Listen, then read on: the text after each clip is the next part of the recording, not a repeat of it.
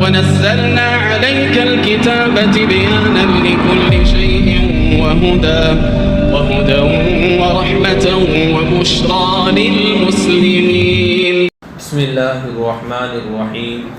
الحمد لله رب العالمين والصلاة والسلام على سيد الأنبياء والمرسلين محمد النبي الأمي وعلى آله وأصحابه وأتباعه وأزواجه وذرياته وأهل بيته وأهل طاعته أجمعين إلى يوم الدين. أما بعد. أعوذ بالله من الشيطان الرجيم. بسم الله الرحمن الرحيم.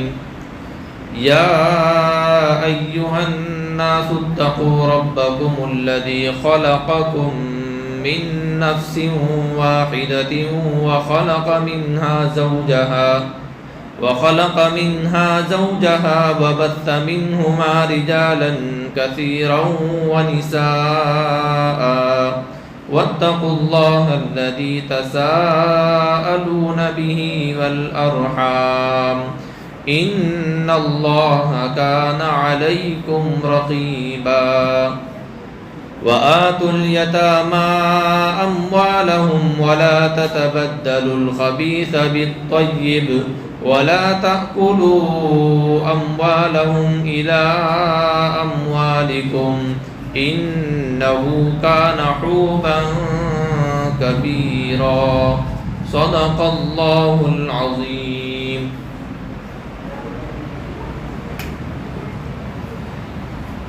سورۃ النساء، یہ سورت مدینۃ المنورہ میں نازل ہوئی ہے. اس سورت میں 176 آیتیں ہیں. 176 آیتیں اس سورت کے اندر ہیں. اور اس سورت کا جو نام ہے سورۃ النساء، نساء کہتے ہیں عورتوں کو. اس کو کہتے ہیں عورتوں. تو اس سورت کو عورتوں کا نام کیوں دیا؟ وجہ اور جواب یہ ہے کہ اس سورت کے اندر اللہ تبارک و تعالیٰ نے عورتوں کے متعلق بہت ہی اہم احکامات ذکر کیے ہیں. بہت اہم ازدواجی زندگی کے مسائل کو چھیڑا ہے اللہ تعالیٰ نے اس سورت میں. اس سورت میں عورتوں کو وراثت میں، ترکے میں مال کتنا ملے گا، ماں ہو تو کتنا، بیٹی ہو تو کتنا، بہن ہو تو کتنا، اس لیے بھی اس سورت کا نام سورۃ النساء رکھا گیا. سمجھے؟ پہلی والی جو سورت تھی سورہ آل عمران، اس سورت کی آخری آیت تھی یا ایھا الذین آمنوا اصبروا وصابروا ورابطوا واتقوا اللہ لعلکم تفلحون. اور تم اللہ سے ڈرو تاکہ تم فلاح پا جاؤ، کامیاب ہو جاؤ، کامراں ہو جاؤ اور اپنے مقصد کو پہنچ جاؤ. وہاں پر تقوی کا تذکرہ فرما کر اللہ نے سورت کو ختم فرمایا. اور ایسے ہی اس آیت میں اس سورت کو شروع بھی کیا تو تقوی سے شروع کیا. یہ دونوں صورتوں میں ربط ہے. بات میں ربط ہونا چاہیے نا بھائی. پہلے جو بات کی گئی ہے، اب آگے جو بات کر رہے ہیں، تو تعلق دونوں کا کسی نہ کسی حد تک جڑے رہنا چاہیے. ربط آیات یا ربط سورہ کہتے ہیں اس کو. تو دونوں صورتوں کے اندر جو تعلق ہے، جو ربط یہ ہے کہ اللہ نے پہلی سورت کو ختم کیا تقوی کی تلقین کر کے، اور دوسری سورت شروع کر رہے ہیں تو بھی تقوی کی تلقین کر رہے ہیں. اس کو فرمایا یا ایھا الناس اتقوا ربکم. پچھلی آیت مبارکہ میں اللہ تبارک و تعالیٰ نے مضبوطی سے جمع رہنے کا تذکرہ فرمایا، صبر اور اعمال شاقہ پر جمع رہنے کا تذکرہ فرمایا، مصائب پر جمع رہنے کا تذکرہ فرمایا، اور گناہوں سے بچے رہنے کا تذکرہ فرمایا. یعنی تقوی کو ہر عمل اور ہر معاملے سے جوڑ کر ذکر فرمایا. وہی ربط یہاں پر یہ ہے کہ اللہ نے اس صورت میں جتنے احکامات ذکر فرمائے ہیں اس احکامات کو بیان کرنے سے پہلے ہی اللہ کہہ رہے ہیں کہ پہلے ڈرو. وہ احکامات جو بعد میں آ رہے ہیں ان احکامات پر ابھی سے اللہ کا ڈر اپنے دل میں رکھو تاکہ احکامات کو سننے کے بعد اس پر عمل پیرا ہو جاؤ۔ ایسا نہیں ہے کہ صرف بات چل رہی تھی، سن لیا، کانوں کو مزہ آ رہا تھا، بات ختم ہو گئی، مسجد کے باہر چلے گئے تو احکامات کو مسجد میں چھوڑ کر چلے گئے۔ ایسا نہیں ہونا چاہیے۔ جب کسی چیز کا ڈر ہوتا ہے نا، ایک فطرت انسان کی ہوتی ہے، وہ ڈر ہے نا اس کے ساتھ کئی دنوں تک رہتا ہے، کئی گھنٹوں تک رہتا ہے، اس کے اثرات اس کے باڈی اور جسم پر نمایاں اور ظاہر ہوتے رہتے ہیں۔ سمجھے نہیں سمجھے؟ تو تقویٰ اللہ تعالیٰ نے فرمایا اے لوگو، کیا فرمایا؟ اے لوگو۔ پچھلی آیت میں خاص ایمان والوں کو ذکر فرمایا تھا، یا ایھا الذین آمنو، اے ایمان والوں کہا تھا۔ یہاں پر فرمایا اے لوگو، یا ایھا الناس۔ سمجھے کیوں فرمایا؟ کیونکہ یہ جو آیت مبارکہ اللہ تعالیٰ ذکر فرما رہے ہیں، اس کے اولین مخاطب کون ہیں؟ صحابہ اور ان کے دور کے مشرکین، کفار، منافقین، یہود و نصارہ سب ہیں، پوری انسانیت مراد ہے۔ جو پہلے تھے وہ بھی، جو بعد میں جو موجود ہیں وہ بھی، اور جو قیامت تک آئیں گے ان سب کو کہا یا ایھا الناس، اے لوگو۔ یعنی کوئی یہ نہ سمجھے کہ 1500 سال پہلے یہ قرآن اترا ہے تو اللہ یا ایھا الناس کہہ کر کے اسی دور کے لوگوں کو لوگ کہہ رہے ہیں۔ سمجھے نہیں سمجھے؟ میری بات کو اچھی طرح سمجھو۔ یہاں سے ایک اعلان ہوا اے لوگو ایسا کرو، اس کا مطلب یہاں جو موجود ہیں صرف ان کے لیے نہیں کہا گیا ہے، لوگ جیسی کہا تو جتنے اس دنیا میں انسان ہیں، خواہ وہ مرد ہو یا عورت، بچہ، بوڑھا، جوان، سب اس میں شامل ہو گئے، اور موجود اور غیر موجود سب کے لیے یہ حکم ہو گیا۔ اسی لیے آگے کا جو حکم ہے وہ ساری انسانیت کے لیے۔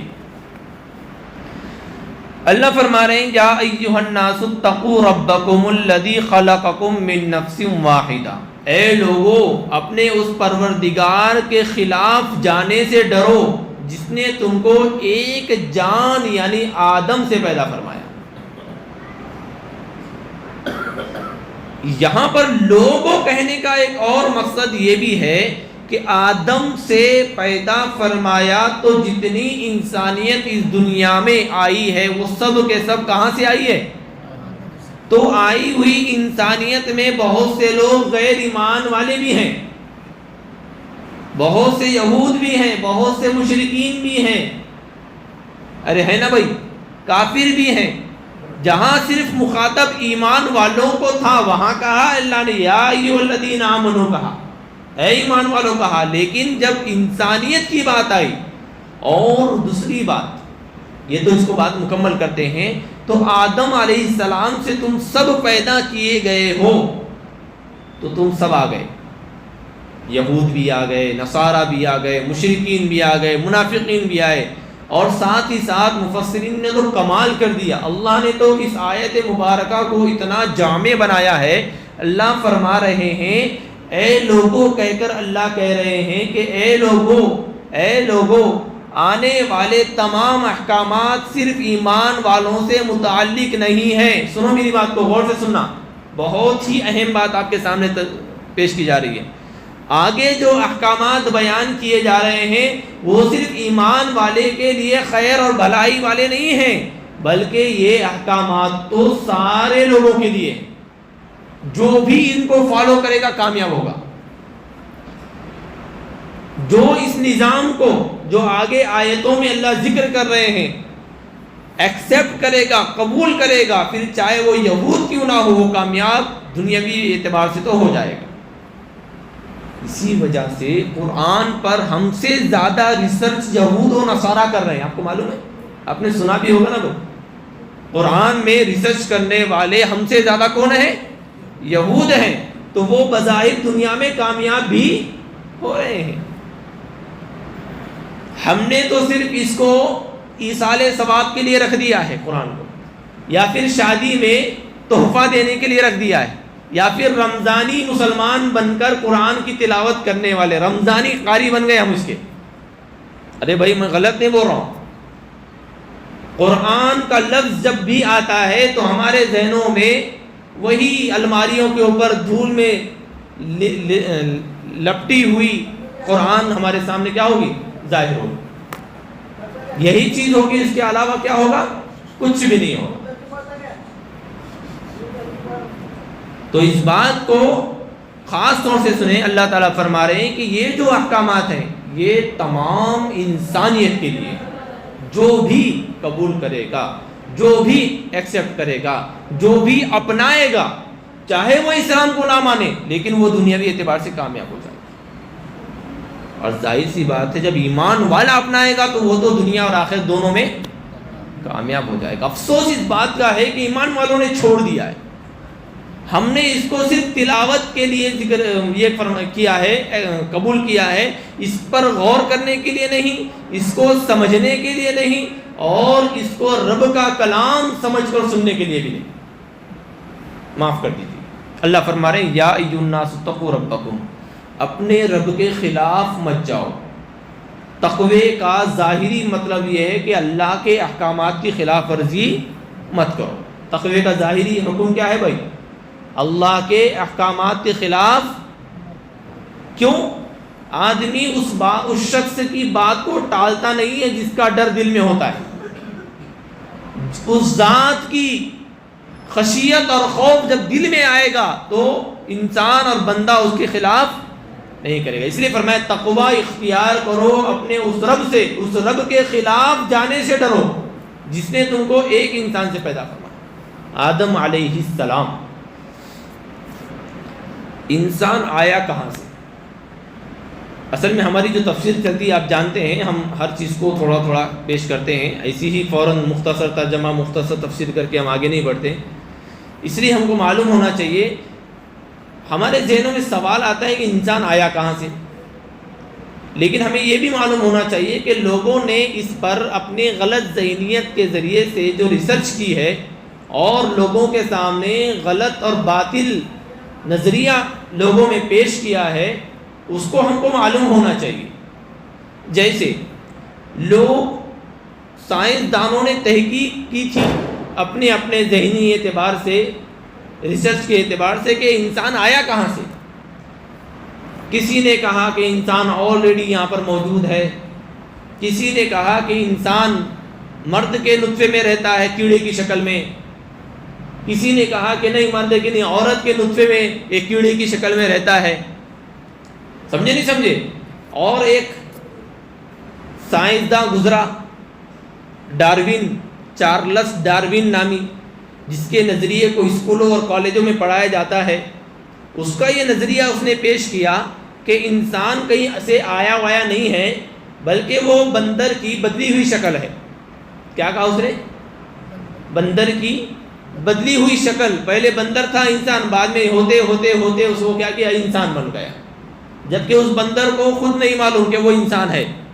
سمجھ لیں، اس بندر کو خود نہیں معلوم تھا کہ وہ خود انسان ہے. ان سب کو بندر بنانا چاہ رہا تھا، لیکن حقیقت میں وہی بندر بن گیا. بہرحال تو اس طرح کے نظریے بھی لوگوں نے پیش کیے.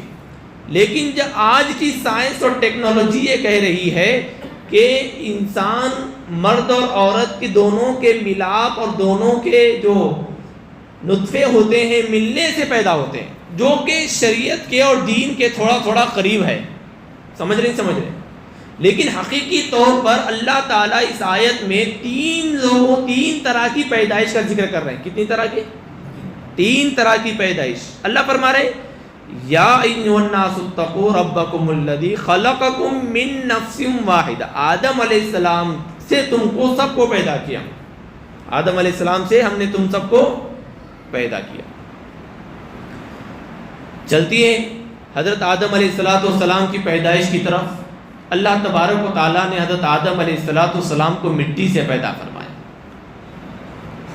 کس سے پیدا فرمایا؟ سلالۃ من طین.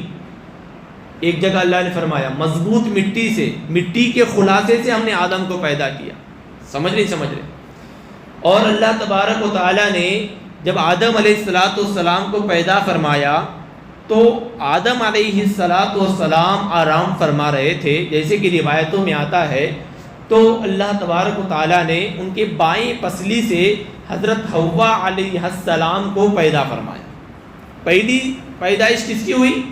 آدم علیہ السلام کی. یہ دوسری پیدائش حضرت حوا علیہ السلام کی، جو ان کے بائیں طرف کی پسلی سے اللہ نے بنایا.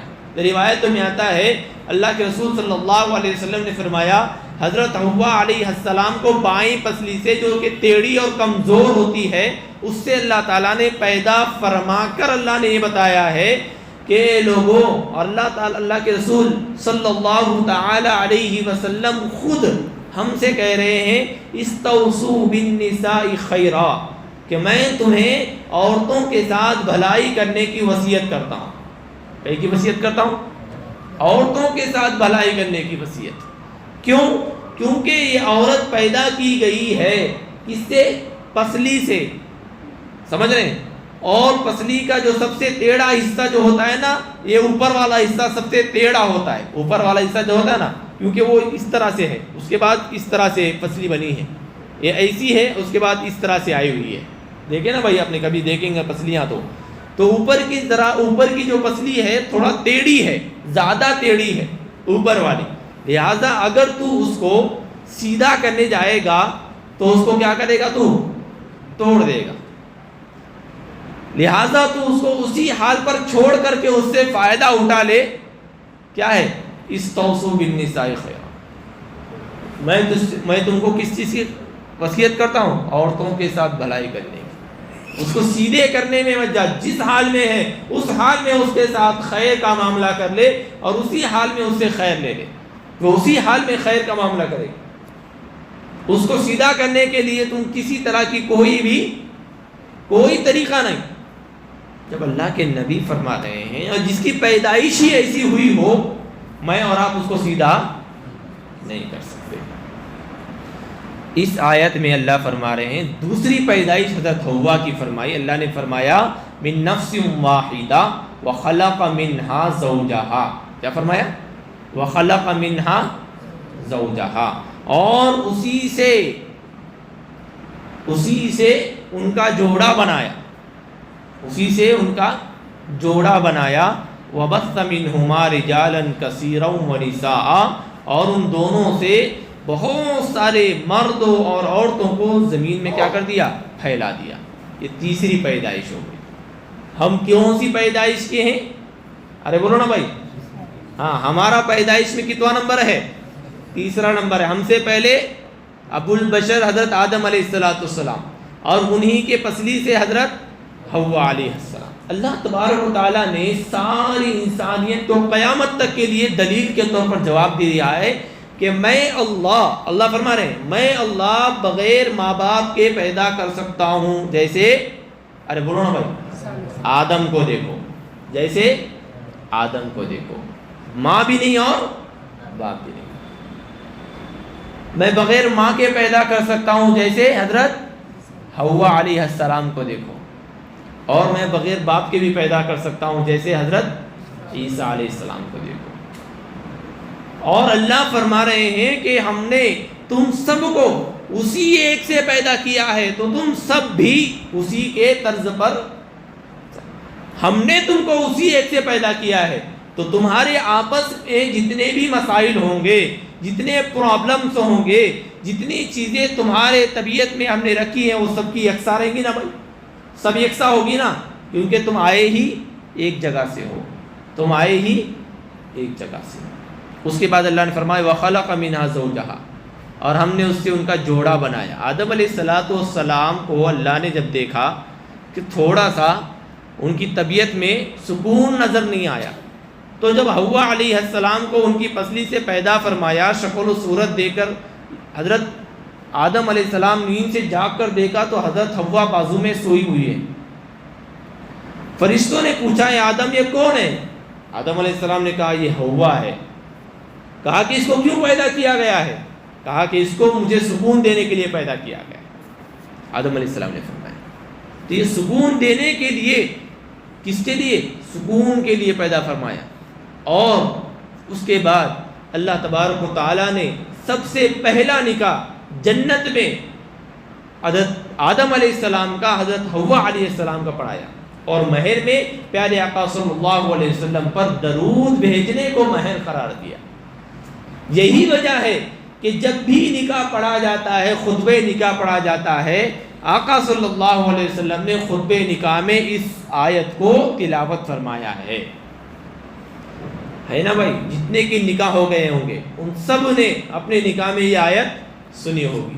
کئی کی سنی ہوگی، اس وقت دماغ کہیں اور رہتا ہے، خالی قبول کیا میں نے اس کو اور ادا کیا اس کے مہر کو، وہ جملے بولنے میں سوچتے رہتا ہے کب مجھے پوچھیں گے اور کب میں قبول کروں گا. ہے نا بھائی؟ اس وقت کون سی آیت پڑھ رہے مصعب سمجھ میں نہیں آتا. اسی وجہ سے، کیونکہ اس آیت میں حضرت آدم علیہ السلام کے نکاح کا تذکرہ ہے، حضرت حوا کے نکاح کا تذکرہ ہے، اس میں مہر دیا گیا ہے اس کا تذکرہ ہے. اور اللہ تعالیٰ نے فرمایا تیسری پیدائش، ان دونوں کے ذریعے سے، ان دونوں کے ملاپ سے ہم نے کیا کیا ہے؟ ساری انسانیت کو پھیلا دیا. بہت سارے رجالن کثیرا و نساء، مردوں کو بھی، بہت سارے مردوں کو اور بہت ساری عورتوں کو. اب آپ کے ذہن میں بھی ایک سوال آ رہا ہوگا، اس کا سوال بتا کر پھر جواب دیتے ہیں. سوال یہ آ رہا ہوگا، آدم علیہ السلام، حضرت حوا علیہ السلام دونوں ہی تھے، پھر دونوں ملاقات کرے تو بچے ہو گئے ہوں گے، تو وہ تو آپس میں بھائی بہن ہوں گے، تو وہ دونوں بڑے کیسے آ گئے؟ ایک دفعہ تو حضرت آدم علیہ السلام کو لاکھ 2 لاکھ بچے نہیں ہوئے ہوں گے. ارے ہے نا بھائی؟ اس کا جواب دو. ایک تو جواب یہ ہے، انسانیت کو دنیا میں لانا تھا. کیا کرنا تھا؟ انسانیت کو دنیا میں لا کر کے بنانا تھا، بڑھانا تھا. تو اللہ تعالیٰ نے ان کے اس میں سگے بھائی بہن کی شادی کرنا جائز تھا. وہ بھی روایتوں میں آتا ہے، وہ طریقہ اس طرح سے تھا کہ پہلی دفعہ جب بچہ ہوا تو ڈبل ہوتا، جڑوا ہوتا. سمجھ رہے؟ پہلی دفعہ بچہ ہوتا تو وہ کیا ہوتا؟ جڑوا. جڑوے میں ایک بیٹا اور ایک بیٹی پیدا ہوتی، ایک لڑکا اور ایک لڑکی. پھر دوسری دفعہ جب ہوتا ہے تو ایک لڑکا اور ایک لڑکی. سمجھ رہے ہیں؟ تو پہلی دفعہ کا جو لڑکا ہوا تھا اس کی شادی دوسری دفعہ میں جو لڑکی ہوگی اس کے ساتھ کرا دی جاتی، اور پہلی دفعہ میں جو لڑکی ہو گئی تھی اس کا نکاح کس سے کرایا جاتا؟ دوسری دفعہ میں جو لڑکا ہوا، پھر وہ لڑکا، پھر ان کی اولاد، اس طرح سے پہلی. ایک جواب یہ ہے. دوسرا جواب بعض مفسرین نے ذکر فرمایا ہے کہ بیک وقت حضرت آدم علیہ السلام کو 20 بچے ہوتے تھے، جس میں سے 10 لڑکے ہوتے تھے، 10 لڑکیاں ہوتی تھیں. دوسری دفعہ پھر 20 بچے ہو گئے، تو اس طرح سے وہ 40 کی 2 20 جوڑیاں ہو گئی. پھر وہ 20 جوڑیوں کو اس طرح سے بچے ہوتے گئے اور دنیا پھیلتی گئی. لیکن سب کا مرجع اور مرکز کیا ہے؟ آدم علیہ السلام. ارے بھائی سمجھے نہیں سمجھے؟ ہاں، یہ تفسیر کی برکت سے معلوم ہو گیا کہ ہم کہاں سے آئے ہیں. تو ہمارا نمبر کتنا ہے؟ تیسرا ہے. اس آیت مبارکہ میں اللہ تعالیٰ نے یہ بھی ذکر فرمایا ہے کہ ہم نے ان دونوں سے بہت سارے مرد اور عورت پھیلا دیے ہیں، پیدا نہیں کیے ہیں. کیا کیے ہیں؟ بس پھیلا دیے ہیں. تو پھیلانے کا کس طرح سے پھیلایا، میں نے پہلے اس کو آپ کے سامنے بتا دیا کہ اس طرح سے اللہ تعالیٰ نے انسانیت کو زمین پر پھیلا دیا ہے.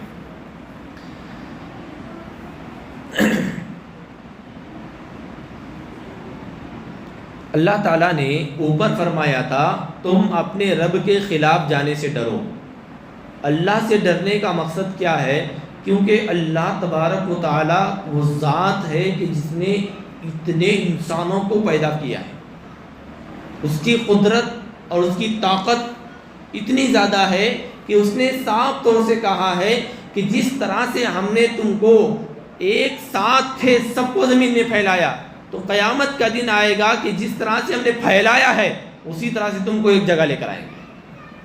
میدان محشر میں تم سب کیا ہو جائیں گے؟ واپس پھر ہماری جگہ پر آ جائیں گے. اللہ اس بات پر قادر ہے کہ جو پیدا کر کے پھیلا سکتا ہے تو وہ واپس پھر سے تم کو جمع کر سکتا ہے.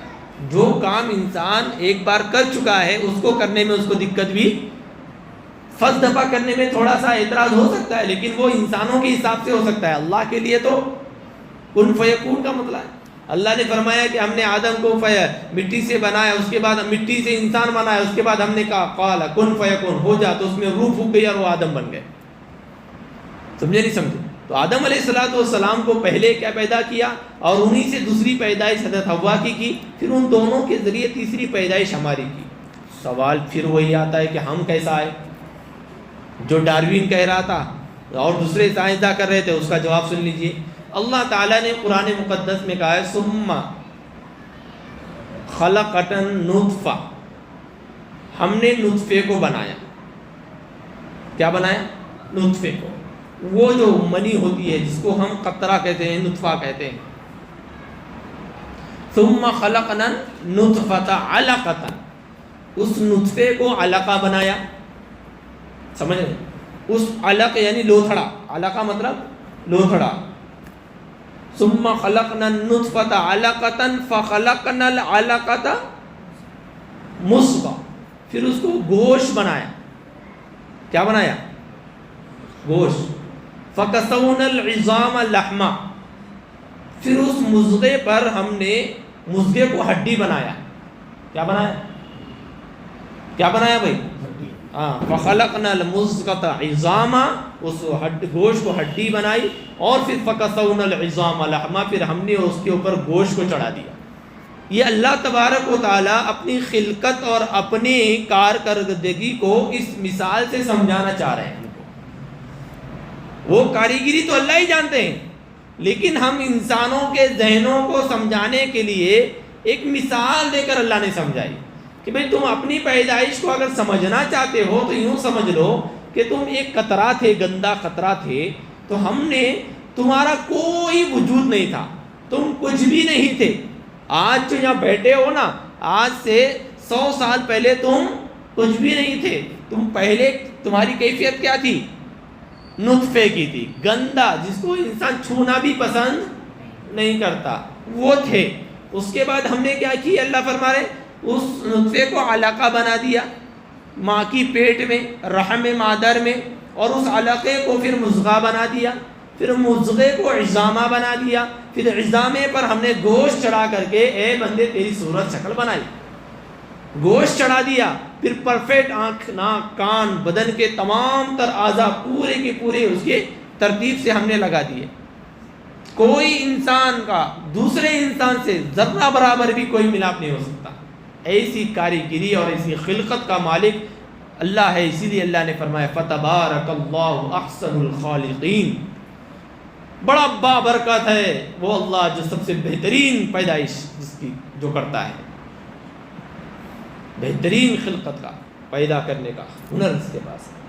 ہم سب کو دیکھ لیجیے، ہم کتنے خوبصورت ہیں، اپنے آپ کو دیکھ کر کے خود پر ناز ہو رہا ہے، لیکن ہم کو بنانے والے کو ہم بھول گئے۔ اس لیے فرمایا کہ تم اپنے رب کو مت بھولو اس کے خلاف جانے کو، کیونکہ تم جیسے اس نے ہزاروں بنائے، تو اس کے خلاف مت جاؤ۔ رجالن کثیرا و نساء سے یہ بھی تذکرہ فرمایا علماء نے کہ اللہ تعالیٰ نے مردوں کے مقابلے میں عورتوں کو زیادہ بنایا، اور قیامت کے دن ایسا ہوگا کیونکہ اللہ تعالیٰ نے اسی لیے کہ مردوں کے مقابلے میں عورتوں کو اسی لیے زیادہ پیدا فرمایا تاکہ ہر مرد کے لیے اللہ تعالیٰ نے قرآن میں 4 کا تذکرہ کیا، یعنی ایک مرد اگر 4 خواتین کو بھی اپنے نکاح میں رکھنا چاہے، یا اور بات ہے کہ نہیں رکھتے ڈر کی وجہ سے، لیکن رکھنا چاہے تو بھی سب کے لیے برابر ہو جائے۔ سمجھے نہیں سمجھے؟ اس کے بعد جب بات اہم ہوتی ہے نا تو بار بار ڈرنے کو کہا جاتا ہے۔ بات اہم ہوتی ہے، دیکھو غور سے سنو، غور سے سنو، غور سے سنو، 2 3 بار کہہ رہے، کیوں؟ بہت اہم بات ہے۔ اللہ تعالیٰ وہ کہ تم اپنے رب سے ڈرو، اپنے رب کے خلاف جانے سے ڈرو۔ ایسی آگے فرمایا واتقوا اللہ، اور اس اللہ کے خلاف جانے سے بچو، الذی تساءلون بہ والارحام، کہ جس کے واسطے سے تم آپس میں ایک دوسرے سے اپنے حقوق مانگتے ہو، اور والارحام، واتقوا اللہ کے اوپر، والارحام، اور اللہ سے ڈرو رشتہ داروں کے حقوق کی ادائیگی میں۔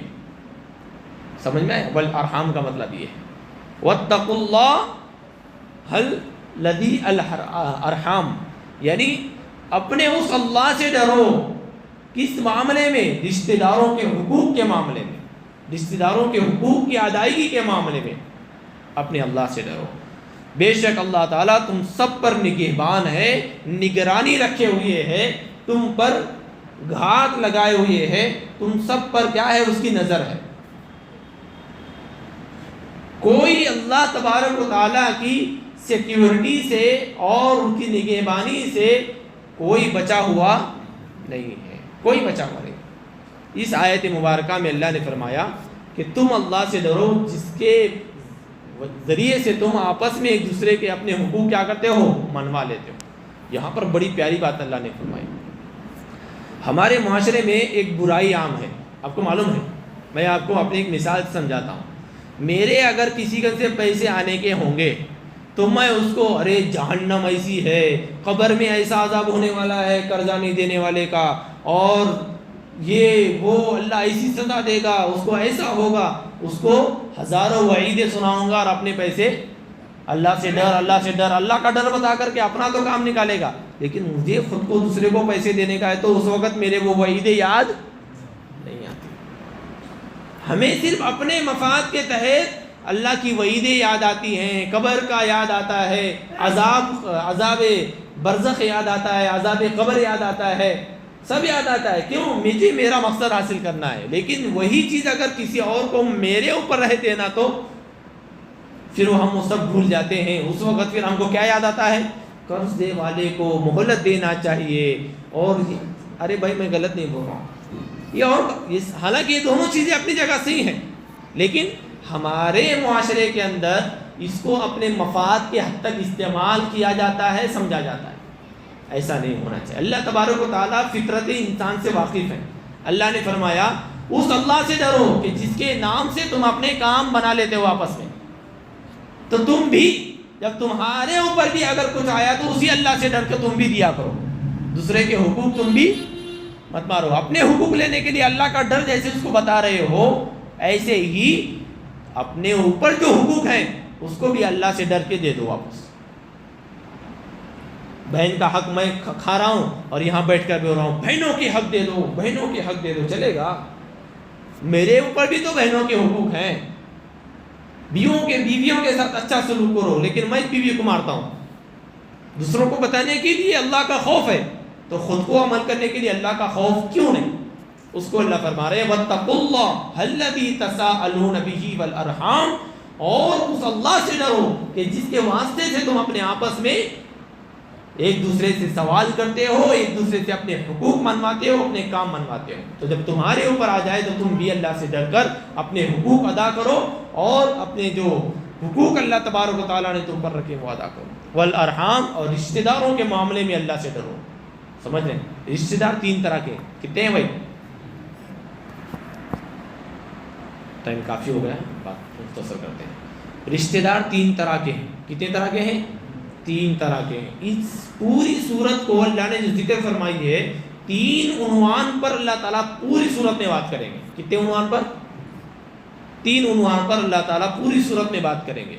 پہلا جو عنوان ہے، ارے بھائی معاملات من المتعلقین، وہ تمام تر معاملات پر اللہ تعالیٰ اس آیت کو بیان کریں گے۔ اس صورت میں وہ تمام تر معاملات بیان کریں گے جو ہمارے آپسی ہیں، متعلقین، بیوی، بچے، بھائی، باپ، ماں، رشتہ دار ہے نا بھائی، یہ سب کا تذکرہ اللہ تعالیٰ کریں گے اس صورت کے اندر۔ دوسرا معاملات من المخالفین، اللہ تعالیٰ آگے منافقین کا تذکرہ بھی کریں گے، اللہ تعالیٰ آگے یہود کا بھی تذکرہ کریں گے، اور اللہ تعالیٰ آگے مشرکین کے غلط عقائد کی طرف بھی اشارہ فرمائیں گے۔ تو معاملات، وہ معاملات جو مخالفین کے ساتھ جڑے ہوئے ہیں، اس کا تذکرہ کریں گے۔ اور تیسری چیز معاملات فیما بین اللہ و بین العبد، وہ معاملات جو اللہ اور بندے کے درمیان میں ہے، جیسے توبہ، سمجھ آئے نہیں؟ جیسے توبہ، ایسا نماز، ایسے کئی اہم معاملات پر بھی اللہ تبارک و تعالیٰ کیا کریں گے؟ اس صورت میں بات کریں گے۔ والارحام کا جب تذکرہ آیا تو میں نے یہ ساری چیزیں آپ کو بتائی۔ اور والارحام میں رشتہ دار کون کون سے مراد ہیں، رشتہ دار کی کتنی قسمیں ہوتی ہیں، وہ ساری چیزوں پر انشاءاللہ ہم آئندہ کل بات کریں گے۔ اللہ تعالیٰ کو اس باتوں پر عمل کی توفیق عطا فرمائے۔